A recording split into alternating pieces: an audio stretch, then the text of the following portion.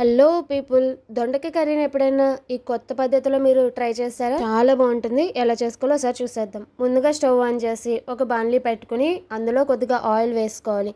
Oil వేడెక్కిన తర్వాత ఇప్పుడు అందులో నేను 4 వెల్లుల్లి రమ్మలు కూడా వేసుకుని ఒకసారి వేయించుకున్నాను. ఇప్పుడు నేను అందులో ముందుగానే కట్ చేసి పెట్టుకున్న దొండకాయ ముక్కలు అలాగే ఉల్లిపాయ ముక్కలు కూడా కలిపేసి వేసుకున్నాను.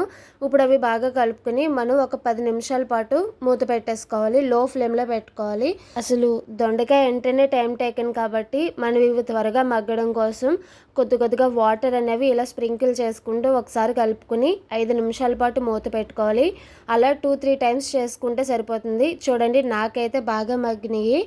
దొండకాయ త్వరగా మగ్గడం కోసం ఇదొక టిప్ అనమాట. చూడండి, మనం చేత్తో పట్టుకుని చిదిపితే ఇలా మెత్తగా చితుకుపోవాలన్నమాట. అప్పుడే మనకి పంట కింద తినడానికి కూడా చాలా బాగుంటుంది. ఇప్పుడు మనం ఈ స్టేజ్లో ఉన్నప్పుడే ఇందులో కొద్దిగా పసుపు అలాగే రుచికి సరిపడా సాల్ట్ కూడా వేసేసుకోవాలి. మనం స్టార్టింగ్లోనే సాల్ట్ వేసుకుంటే దొండకాయ అనేది అసలు మగ్గదనమాట. ఇప్పుడు నేను ఇందులో ఎక్స్ట్రా టేస్ట్ కోసం అందులో కొద్దిగా శనగపిండి వేసుకుంటున్నాను. మీకు కావాలంటే వరిపిండి కూడా వేసుకోవచ్చు.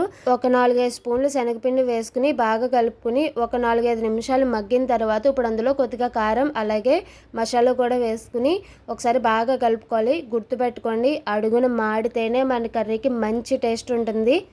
మా అన్నయ్యకైతే ఈ కర్రీ చాలా ఇష్టం. ఓకే ఫ్రెండ్స్, నా రెసిపీ కనుక మీకు నచ్చినట్లయితే లైక్ చేసి షేర్ చేసి సబ్స్క్రైబ్ చేయండి. Thank you for watching. Bye guys.